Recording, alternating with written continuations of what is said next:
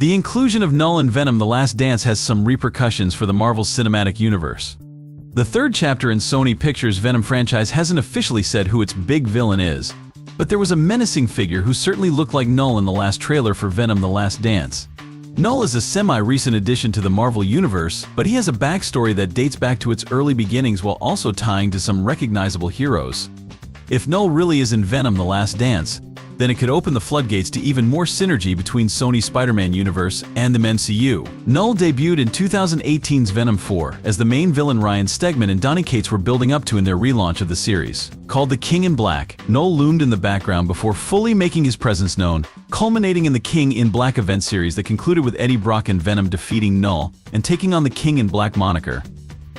One of the heroes to fight alongside Venom in King in Black was Thor, the God of Thunder. Many fans may not realize it, but Thor also has a history with Null and one of the weapons he helped forge. Jason Aaron began his celebrated run on Thor by introducing Gorr the God Butcher, the primary villain in Thor: Love and Thunder. While Thor had Mjolnir by his side, Gorr brandished all black the Necrosword, a blade made of living darkness that flowed and behaved very similar to a symbiote. Gorr and the Necrosword appeared to be one and the same, but it became clear later on that the Necrosword corrupted Gorr, partly responsible for sending him down the evil path of wanting to murder all of the living gods. Remember how we said that the Necrosword had some of the same qualities as a symbiote? The reason for this is because the Necrosword is a symbiote. The story behind that is Donny Cates, co-creator of Null, was a big fan of what Jason Aaron was doing with Thor. So when it came time to explore Null's origin, he found a creative way to tie it to the God of Thunder.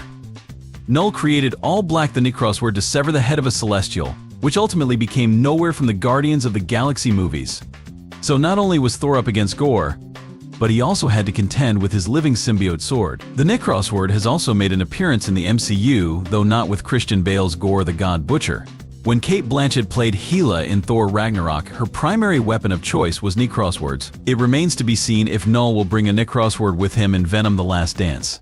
Sony's Spider-Man universe is still waiting to catch up to the popularity of the MCU. Tom Holland's Spider-Man has yet to appear in any of the Venom movies, Morbius, or even Madam Web.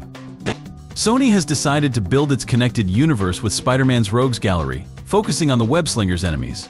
However, that doesn't mean there hasn't been a little bit of cross-synergy between the two studios.